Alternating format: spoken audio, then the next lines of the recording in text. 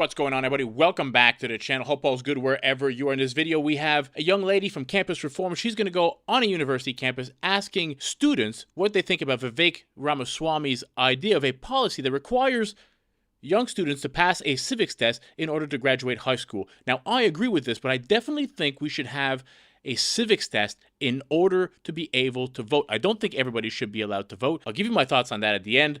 Let's get into the video. Presidential candidate Vivek Ramaswamy proposed a policy where high schoolers cannot graduate unless they pass a basic civics class. What do you think of this proposal?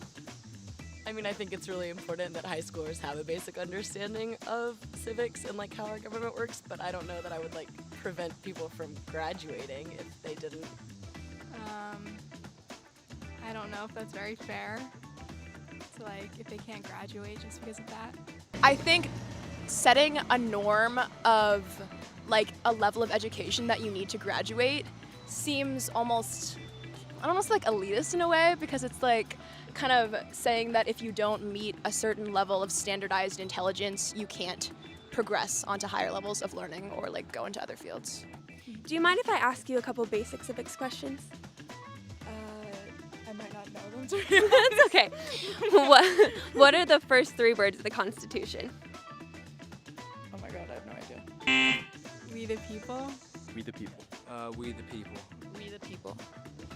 How many amendments does the Constitution have? 10. 32. I have no idea. Oh my god, this is so humbling. Okay, do you know who our state's Virginia's U.S. senators are now, and for how many years are they elected? I don't know who they are, but I'm pretty sure it's 2 years they're elected. I'm from Virginia and I do not know our senators, and I think they serve like 4-year terms, 2-year terms. I'm from New Jersey, so I do not know that. Do you know New Jersey's? No. Do you know how many years they're elected for? State senators are, one is 2 years and there's 6 years. I think it's 2 years. Senators I think are 8. Okay, so you failed the basic civics test. What's your initial reaction? I mean, I'm not surprised. Like, a lot of that stuff I haven't learned since high school or middle school, so. To knowing that I failed. That I need to be more I haven't taken a history class, like an American history class since high school, so I feel like, wow, this is something. I'm gonna go read, go to Barnes & Nobles and get every book that I can get, just to know my basic history. But yeah, I feel like it's important, and I hope that law gets passed, because this is super embarrassing and I should know the basics of my country.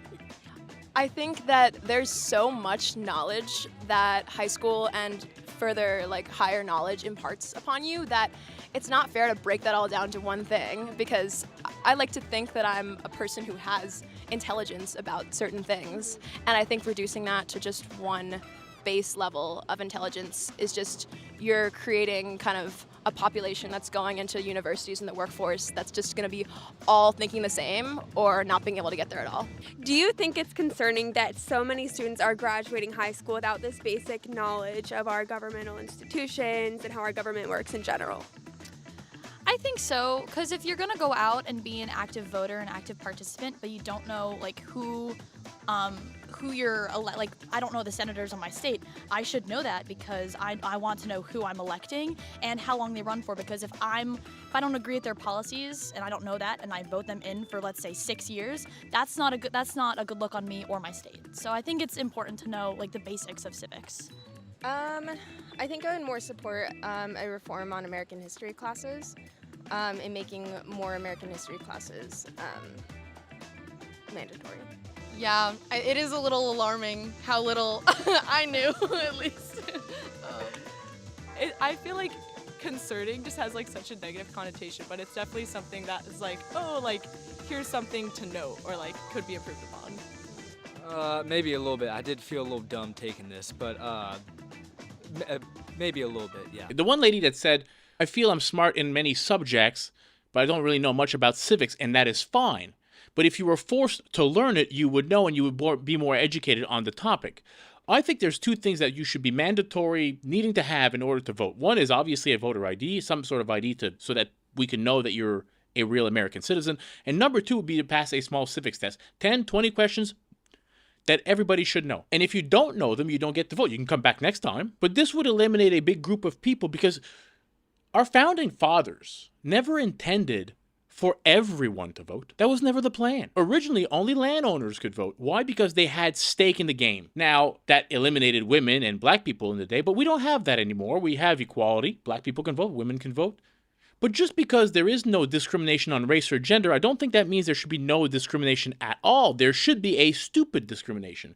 And I don't mean that in a bad way. You could be smart in many other topics and not know nothing about this. You should be educated in order to be able to vote so you can make a educated vote. The country does not benefit from just having more voters. You hear this all the time, right? Bring more people to the polls, get more people to the polls, let's get more people voting.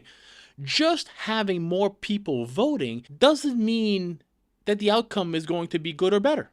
We know this. Look where we are now. We would benefit a lot more from having a well-educated voter that knows what's on the go, that knows about the political climates, that can answer a few civics tests, that has maybe skin in the game in order to have a better country, a more prosperous country. You guys can't tell me that looking around America right now, you want all these woke people voting. You don't.